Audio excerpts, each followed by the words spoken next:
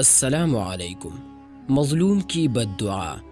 حدیث میں آتا ہے کہ ان حضرت صلی اللہ علیہ وسلم نے حضرت معاذ بن جبل رضی اللہ عنہ کو یمن کا گورنر بنا کر بھیجا تو انہیں یہ نصیحت فرمائی، اتق دعوت المظلوم فإنه لیس بینہا وبین اللہ حجاب، یعنی مظلوم کی بد دعا سے بچنا چاہیے کیونکہ اس کے بد دعا اور اللہ کے درمیان کوئی رکاوٹ نہیں ہوتی۔ ایک روایت میں ہے کہ آپ صلی اللہ علیہ وسلم نے فرمایا، مظلوم کی دعا رد نہیں ہوتی، حق تعالی شأنہ اسے بادلوں سے اوپر اٹھا لیتے ہیں اور آسمان کے دروازے اس کے لیے کھول دی جاتے ہیں، اور ارشاد ہوتا ہے کہ میں تیری ضرور مدد کروں گا۔ گو کسی مصلحت سے کچھ دیر ہو جائے، اس میں مسلم غیر مسلم بلکہ انسان اور حیوان کی بھی تخصیص نہیں ہے۔ اللہ تعالیٰ ہر مظلوم کی پکار کو سنتے ہیں۔ زمانے میں ایسے واقعات اکثر و بیشتر پیش آتے رہتے ہیں جن سے ان ارشادات کی صداقت کا ظہور ہوتا ہے۔ شیخ الاسلام حضرت مولانا سید حسین احمد مدنی رحمہ اللہ نے دو واقعات سنائے ہیں، جن میں سے ایک کا تعلق حیوانات سے ہے، دوسری کا غیر مسلم سے۔ دونوں واقعات ہمارے لیے عبرت کا سامان ہے۔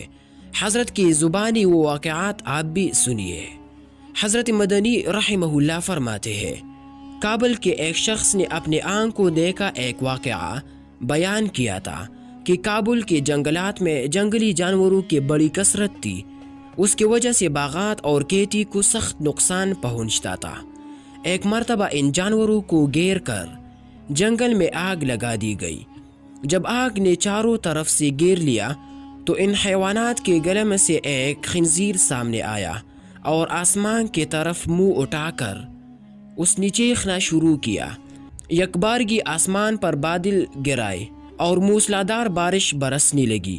جنگل کی تمام آگ بجھ گئی اور گری ہوئی جانور نکل گئی۔